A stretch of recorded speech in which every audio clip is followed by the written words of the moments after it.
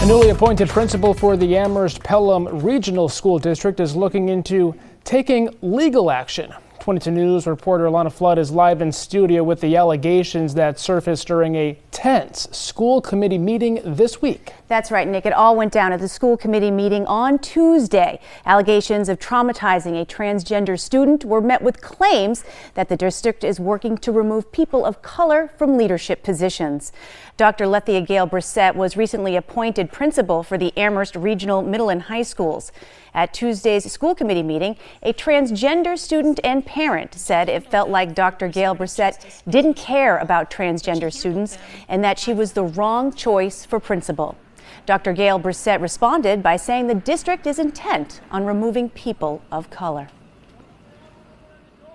There have been whispers that some members in the middle school community are intent on removing people of color, especially black people, from leadership positions. It is not unreasonable to believe that these false claims are part of this agenda. Another district employee, Georgia Malcolm, spoke to Dr. Gale Brissett's integrity, adding that there is, quote, a target on the back of black people in the district. There is also a history of problems with LGBTQ students in this district. In November, a Title IX investigation determined that the school system failed to take effective action in response to offensive conduct by staff to LGBTQ plus students. And it's important to note that Dr. Gale Brissett was not one of the people named in that Title IX report. Okay, white liberals have trouble because for the most part, they tend to be pretty privileged, okay, pretty well-to-do, okay, and are hyper-focused on the culture war stuff, which is typically driven by their unending guilt. So just be a freaking human being, treat the freaking students with respect, okay? And can we please just hire the most qualified people to do the job? Because kids can't even freaking read. And we're having a discussion about like, is the double-blind hiring process increasing diversity when the person who's implementing this policy isn't even following it and deciding to hire her friends instead? Yeah, 100%. Ridiculous. If you didn't have the needless white guilt, if you didn't have the patronizing ad. You have diversity hires who are deeply religious and anti-trans versus transgender students who feel unsafe versus, honestly, the majority of the bullies are described as Black and Latino. So then you have the Black and Latino students who are being protected by the counselors and by the school because they really want to implement restorative justice. And guess what? No one's happy. And this is not an environment that's conducive to learning, which is what the school is supposed to be about. All right, guys, so we got to talk about another story that I believe is a prime example of how to red pill a liberal slash leftist slash liberal slash Democrat slash woke revolutionary. Just give them what they want. Just give them what they want, because for whatever reason, these people do not understand that their policies and their ideology is bad until they actually experience the consequences of their policies and their ideology. And in this story, we have to talk about a woke liberal school district that is falling apart due to woke ideology. Amherst Regional Middle School that is facing lawsuits and backlash and Title IX investigations over what appears to be diversity, equity, and inclusion falling apart, okay? The interest of the victimhood coalition basically being at odds with each other as they are. And again, it has resulted in a disaster in the sense that you have the so-called people of color, okay, who are in positions of power because of their skin color and their race, okay, the woke agenda, who also happen to be, more religious than the liberal whites, okay? They are pushing their agenda on the so-called, trans kids and, whatnot, and that is causing problems, and the trans kids pushing back. They're being accused of being racist, okay? So, again, you have what is the natural conclusion of the progressive white liberals pushing their agenda on so-called black and brown people while also trying to promote the black and brown people who don't necessarily like the progressive agenda but benefit from it because, again, they are black and brown, right? So again, you should understand what the natural result of this diversity is. It's just chaos and destruction, which is exactly what this story is. And I think it's beautiful to see leftists react to the chaos and destruction of their ideology, which is exactly what Anna and Cenk are going to do in this video. And I want to go ahead and start it because this is going to be a long video. I'm not going to get through the whole thing, but I'm going to get through most of it so you guys get the gist of the chaos and destruction going on here. So without further ado, let's get into it. The New Yorker looked into the fierce culture wars that have been playing out at Amherst Regional Middle School in Massachusetts. And man, has it been a nightmare. So it's tearing teachers, administrators, students, and parents apart. And it really has to do with identitarianism and which group in the hierarchy should be cared for the most. And of course, that leads to conflict. So who's the biggest victim, right? Who has the most powerful infinity stone of wokeness? Now, we know that none of these groups, okay, based off what I know about this story, have the most powerful infinity stone of wokeness. So what they're actually really competing for is who has the second most powerful infinity stone of wokeness, right? That's what they're actually really competing for here. So yeah, it's a race to the bottom in regards to victimhood, okay? This is the victimhood Olympics on steroids. Here's a little background about the school itself. Just over 12% of the city's residents are Black or Hispanic. About 70% are white and roughly 13% are Asian. So those are the demographics in that area, in that school district. But the public school district is more racially diverse than the wider community. About a quarter of students are Black or Hispanic, in part because of the number of white and Asian families that opt for private or charter schools. So now again, these are mostly liberals, right? So 90% of these people voted for Joe Biden. Now these are the same people that when red states say, hey, we want to send our kids to charter schools, okay, or private schools, they say you're racist and you're bigot. But yet they send their kids in their liberal utopia to charter school and private schools so they can get away from the so-called Black and brown students, right? Which has resulted in the public schools being overrepresented by so-called Black and brown people, even though the broader area as a whole doesn't have that many Black and brown people. Again, it's amazing how that works. The liberal hypocrisy has no bounds, okay? It really doesn't. In red states, no. Charter schools, racist, okay? In blue states, charter schools, school choice, good, right? All that stuff is great, okay? Again, it's amazing how that works. The white and Asian students are going to private or charter schools. They're focusing on academics. Then you look at this public school and they're riddled with culture war nonsense, okay? And because of that culture war nonsense, you have various groups basically at war with one another because their interests are in conflict with one another. So, and I should note that this is a very liberal area of the country. And so, go ahead, Cenk. There's identity politics that is played on the left. And this story is a really interesting intersection where those identity politics clash. Yes. And then people don't know what to do because they're making decisions not based on logic or facts, but based on identity. And that's what gets to the absurdity of sometimes the extreme left and what it has resulted in. Unfortunately, this is an excellent example of it. So around 2014, a gentleman by the name of Michael Morris became assistant superintendent, and he decided to introduce a new administrative role at this school, okay? The assistant superintendent of diversity, equity, and human resources. So in 2017, he ends up hiring a woman by the name of Doreen Cunningham, who is Black, for the role. Under Cunningham, Amherst instituted a two-step hiring process that was actually meant to increase diversity among workers at this middle school. Okay, that was the whole point. It was like a double-blind hiring process. One committee would choose candidates and another asked the applicants a uniform set of questions. Resumes were not reviewed ahead of time as part of this hiring process. AKA merit going out the window, right? Throw merit out the window. Merit doesn't matter, okay? We can already see why this is gonna lead to a disaster. And the two committees did not communicate with one another about the applicants that they were reviewing and considering for positions within the school. Now, to Cunningham's credit, this did in fact increase diversity within the school. So Cunningham said that she trained everyone, anyone who was going to be part of the committees was trained to look at their bias.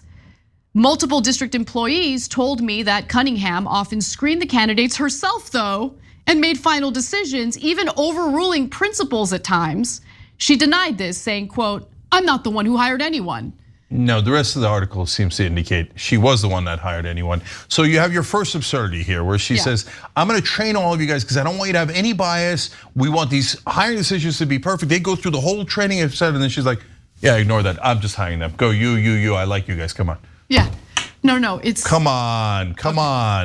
Now, by 2023, the percentage of minority staffers at Amherst District went from 20% to 34%. So there was an increase in diversity. It's just that it appears that she hired some of her friends. Of course. And her friends had certain culture war biases that conflicted with certain identities represented within the student body. Yeah, look, it's one thing if you're gonna do DEI, and we've got our issues with the way some of that is implemented. It's another thing when you say you're gonna do DEI and then you just hire your friends, okay? And then that makes everyone hate DEI 10,000 times more. Okay, so there's a layers of problems in this story. Go ahead. Also, I should note that many of the new hires who happen to be, a more diverse group of employees were paraprofessionals. I've never heard that word before, but apparently they're low-paid hourly employees who provide support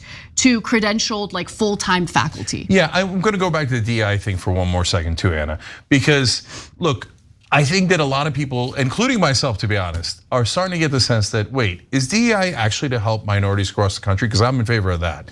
Or is it to help elite African Americans and minorities get the jobs they want, right? And so again, that's why this story is an interesting example, because she just uses DEI as an excuse to hire her Black and Latino friends. I like the idea of Blacks and Latinos being hired, but not because they're your friends and you use DEI as an excuse. Exactly. Well, ding, Cenk, right? That's what everybody kind of knew about DEI, is that it's a scam, right? It's not really about helping so-called Black and brown people as much as about, again, helping the elite among the so-called Black and brown people, because that's who it benefits from the most. Okay, there's a reason why the head of every diversity, equity, and inclusion office or department in the country is a Black woman, right? It's because, again, the people that benefit the most from these initiatives are the elite among the so-called Black and brown people. Now, the people at the bottom, they don't benefit from this, okay? It's the people at the top, and that's why you have the Black elite, the Black bourgeoisie. This is why they're pushing this the hardest, because they know that it benefits them the most. They get the most out of it, right? So yeah, you're right. Congratulations, you're finally catching on to agenda here, okay? It's just funny how that works, how you have to see the chaos and the nonsense for leftists to realize that, hey, this ain't really a good idea. This is not what these people claim that it actually really is. This is not what it's about. It really is about accumulation of power for a small number of elite individuals. But instead of it being the elite whites, it's actually the elite so-called people of color. I totally agree with you on that. Karita Mayfield, who leads the science department at ARMS, that's the middle school that we're talking about here, described the push for diversity as more performance than reality, saying, quote, I'm a prop to support the numbers that Doreen is putting forth that I know are BS, because there's no distinction between faculty and paraprofessionals. Now, Cunningham has responded to the critique by arguing that people are racist and that they're afraid of Black women in leadership roles. She was, by the way, placed on leave last May, and her employment was eventually terminated in October. She has filed a discrimination complaint and against the district after they let her go. Now, there was also 2 religious employees that she had hired, right? And those religious employees ended up getting investigated due to their treatment of transgender students. Now, before she get in this, I have to mention, right? Of course, right? According to what Cenk always says, of course, the Black DEI lady boohoo whines and cries racism when she gets called out for using racism in her hiring policies. Welcome to woke utopia. Okay, you remember how I told you guys that too much diversity, equity, and inclusion is a bad thing because it creates too much friction, right? This is exactly what I'm talking about. This is exactly what I'm talking about when you have too much diversity. Diversity for the sake of diversity is going to lead to stories like this, because people are not going to be able to get on the same page when it comes to certain ideas and certain policies, because again, there are too many different ideologies in one setting. Okay. And especially when you remove the conservative white man from the picture, which in this case right here, there's no conservative white man for them to point the finger at and say, well, he's the problem. Okay. Because that's how the coalition sticks together. Well, the conservative white man is the enemy. Once you take away the conservative white man as the enemy, right, all of a sudden, again, it falls apart because these people, they have very conflicting interests, right? They don't all really believe the same thing, like they were told that they believe the same thing by the elite powers that be, the elite white liberals. They tell, hey, you guys all believe the same thing. You're all in the same bucket. That's not true, right? So again, when you remove the conservative white man from the equation, right, this is what you get. It all falls apart. This is hilarious. So one of those employees was Hector Santos, Latino, and Delinda Dykes, who is Black. Again, deeply religious, did not seem to respect the transgender students. Both were perceived as close with Cunningham. They were seen constantly conversing with Cunningham around the campus. Now, many people allege that both Dykes and Santos brought religion into the school. Dykes told colleagues and students that she would pray for them, or if they were facing some dilemma, ask if they had prayed on it. According to a Title IX investigation, Santos brought up the Bible and Jesus when speaking with students.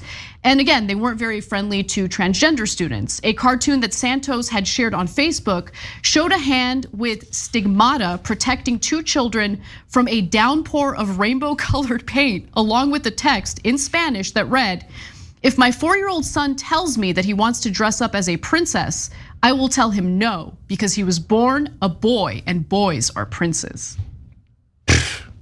So. Okay, so here we go. The clash begins. It begins, yes. Now, if you're a rational person, as we like to think we are, you're going to say, but who was right and who was wrong, right? So I don't care that the employees were Black or Latino and the kids were trans. I care, who's right? Tell me the facts. But for the extreme left, this becomes a problem because they're like, well, we're in favor of Blacks and Latinos, but we're also in favor of trans people. What do? We're stuck. You're not stuck. Just see who's right. So in this case, look, it's complicated because you can't, if you're a liberal, you can't say, I want Blacks and Latinos to be represented, but I don't want their culture. Because remember, Blacks and Latinos generally are a little bit more religious than the average bear, okay? And the average person in the country.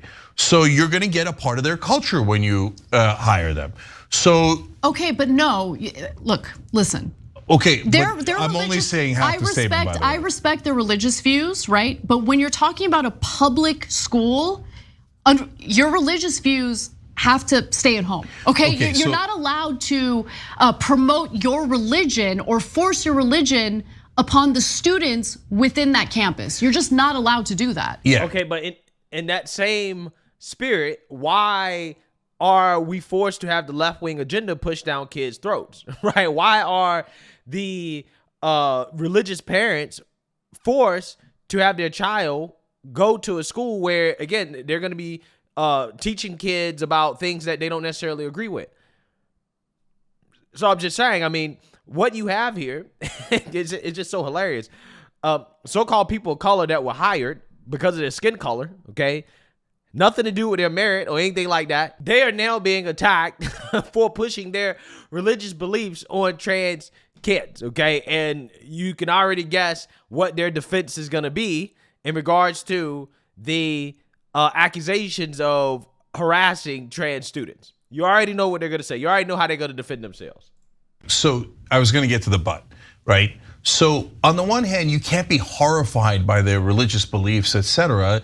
You don't get to say, hey, I want to hire you, but I want you to act white, okay? Specifically like the white liberal, right? Because that is, again, what all this is, right? I mean, you have the white progressives trying to push their culture, right? Their way of living on so-called people of color. And then they want to act shocked, Pikachu face, when the so-called people of color push back and say, no, we don't believe in this, right? We're not about all this stuff that you're trying to push on us, okay? But at the same time, again, the white liberal claims that, hey, we love Black people, we love brown people, except we just don't like, again, certain aspects of your culture that don't align with our culture. It's fascinating how that works. On the other hand, if you're in that community, I respect your religion, but you don't get to bring it into the school. That's not how it works. That's unconstitutional, and it's not fair to the students that aren't Christian. And in this case, it's super unfair to the trans students who don't need you talking about stigmata and all that nonsense. So you don't get to say, hey, I'm black or Latino, and hence I'm going to bring the religion into the school. No, but You're a lot not of allowed times, to do that. It's that simple. Yeah, but a lot of times white liberals have trouble because they're generally, sometimes they're patronizing. And so they're like, ooh, what do we say to them? Just talk honestly with them. White liberals have trouble because for the most part, they tend to be pretty privileged, okay, pretty well-to-do, okay, and are hyper-focused on the culture war stuff, which is typically driven by their unending guilt. So just be a freaking human being. Treat the freaking students with respect, okay? And can we please just hire the most qualified people to do the job? Because kids can't even freaking read. And we're having a discussion about like, is the double-blind hiring process increasing diversity when the person who's implementing this policy isn't even following it and deciding to hire her friends instead? Yeah, 100%. Ridiculous, ridiculous. If you didn't have the needless white guilt, if you didn't have the patronizing attitude, you would just simply say, no, you can't tell a trans student that God is looking out for that person and if they listen to God enough, they'll turn around and be straight. That's not close. Of course you can't say that in a public school. So one of those religious counselors, Santos, kept misgendering the transgender students and then blamed it on English being a second language. Okay, it might be some language barrier stuff. By the way, you're hired as a counselor at a middle school where you're supposed to counsel students in English. Yeah. Hey, you start.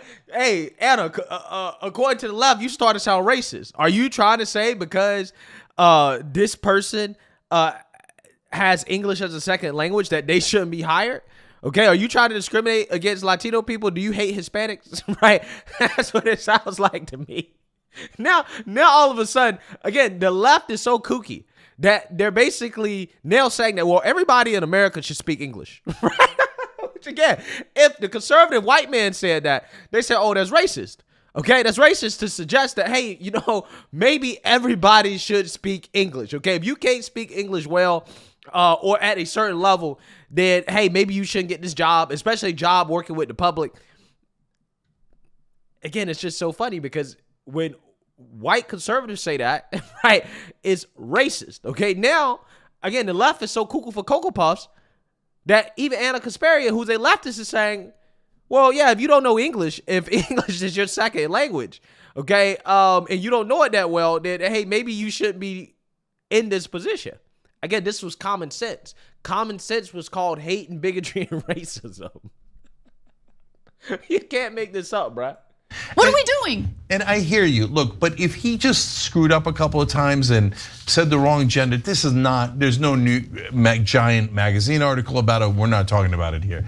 It wasn't just that he misgendered a couple of times. They faced a Title IX investigation, and the Title IX investigation was damning. The results were damning. We're gonna get to that in just a second. I'm gonna give you a specific example of one of the transgender students, pseudonym here, not a real name, but Joe, goes by Joe in the piece. So Joe was allegedly relentlessly bullied by some of the students at this middle school. But there was a problem because the students went unpunished for the bullying that was taking place. Joe and their mother continued to report incidents of alleged bullying and harassment to various staffers at ARMS.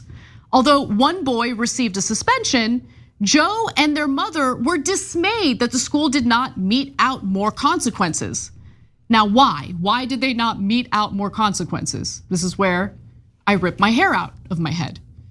Like many other progressive school districts, Amherst uses restorative justice practices, which prioritize let's mediation and reconciliation over punishment, meaning nothing, meaning no action. Okay, don't feed me this BS about like, oh, we did mediation. No, they're relentlessly bullying the transgender student. Okay, you could take your mediation and shove it up your ass. Because this kid feels unsafe on campus because you guys want to do your cutesy little restorative justice. That's what. So basically, they can't punish the so-called black and brown students because of restorative justice, right? It's racist to punish black and brown students even for bigotry against trans students, right? Again, you can't do anything about it. Yo, this is hilarious. This is the best story ever, bro. This might be one of the best stories that I've ever heard, right? I've not, like, this story right here should be a prime example of what you get when you have too much diversity, equity, and inclusion. This story right here should be the poster story against DEI, right? I'm so serious, okay? I'm so serious. What's happening on this campus? Yeah, and so guys, again, if it was just one case and a kid says, hey, I feel uncomfortable, it's less clear. Based on the circumstance, I would have believed that kid, but still you could say, hey, I'm not sure. But it is not one case. It is several trans students who have experienced the same thing. As Anna said, there was an investigation and it makes the story a little bit clearer. But here we have this feelings and sensitivities of the trans community, which can be quite sensitive at times, right? But in this case appear to be incredibly legitimate, right? Versus restorative justice. So what's a leftist to do? You have diversity hires who are deeply religious and anti-trans versus transgender students who feel unsafe versus, honestly, the majority of the bullies are described as Black and Latino. So then you have the Black and Latino students who are being protected by the counselors and by the school because they really want to implement restorative justice. And guess what? No one's happy. And this is not an environment that's conducive to learning, which is what the school is supposed to be about. Yeah, and look, I'm jumping ahead a little bit, but near the end of the story, then the parents get so upset, the white parents, that they start going seemingly after all the minority teachers and staff, and they get to a black teacher and staffer who didn't do anything wrong. And then they start thinking about doing an investigation of her. Stop using people's identities as a way of judging them. I don't care if they're Black or Latino or trans. I care if they're right or wrong, okay? That black staffer happened to be a wonderful person who was trying to bring everybody together, right? It's driving me crazy. The other thing that makes this story, like this whole situation just drip with like white guilt from privileged white people is the fact that I can't stand this talking point, drives me crazy. They're so detached from people who are economically disadvantaged that they just assume that economically disadvantaged people act like animals. And that economically disadvantaged people, we should just give them a break because of course they act like animals, they're economically disadvantaged. Listen, when I was young, when I was in elementary school especially, my family was not doing well financially. It was a really difficult time. My dad lost his job. It was a struggle. Let's just put it that way. I knew the difference between right and wrong, and if I were bullying a student in class, there would be consequences not only with the school, but with my mother. Okay? Being economically disadvantaged doesn't mean that you get to skirt consequences for your actions. Okay, so yeah, again, this is the same type of ideology and reasoning that goes behind the woke criminal justice reform. This idea that, well, because they're living in poverty, it's not their fault that they murdered somebody or robbed somebody or stole somebody's car or looted a store. They were hungry. They just wanted some bread, right? I guess when they murder people, they just wanted some blood, right? I mean, I don't know exactly what excuse they make for murders, but I'm just saying, it's the same exact type of reasoning and logic that goes into not punishing criminals for crimes. It's this idea that because you're economically disadvantaged and you're a person of color, you don't know any better, right? It is the hard bigotry of low expectations is what you're seeing here. Okay, no, you can't punish these people when they obviously do wrong. Well, because they're people of color. Okay? So, it's just so funny. This story is it just gets better and better and better. And what I'm really enjoying the most is watching Anna and Cenk, who for years pushed this type of ideology, promoted this type of ideology, promoted this type of agenda, realizing that, hey, this is not good, right? This is backfiring on us, right? This just leads to chaos and destruction, which is what I've been telling you guys for the longest time. Okay, this agenda leads to chaos and destruction because you have a bunch of people that are coming together pretending like they're all on the same team. They all have the same interests when they really don't. The only thing that kept the victimhood coalition together was the perception that, well, the conservative white man is the enemy, right? And because our beef is with the conservative white man, and his culture and his way of living, aka traditional values, aka capitalism, okay, aka anything that goes against the woke agenda, that's really what they're trying to fight. Yeah, when you remove that from the equation, then again, it falls apart. It's a disaster because all these people realize that, hey, we really aren't on the same team. We really don't believe the same things. Again, it's just fascinating. And so here, I'll give you an example. One of the staff members at the school said of the students who kept bullying the transgender students and getting away with it, I'm not saying that some of these students don't cause problems, but they are the ones who face the most social ills in society. They're the ones with a single mom working 2 jobs. They're taking care of their younger siblings. I don't care. If they're bullying other students to the point where those other students feel unsafe, it is important for the school to take action.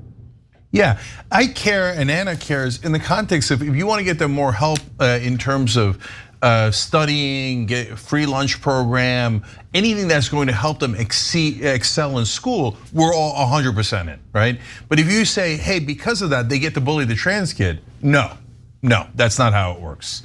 That's just an excuse you're making. And so guys, again, you need to be able to use independent judgment here.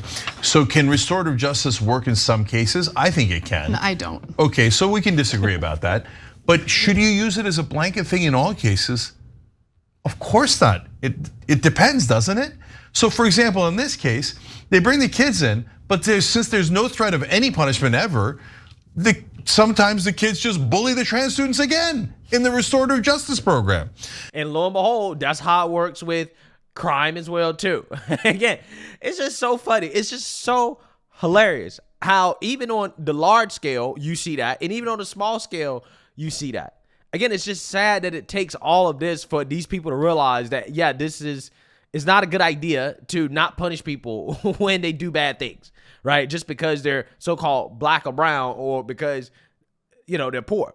But regardless, you guys get the gist of this story, right? I don't want to, carry on this video for too long.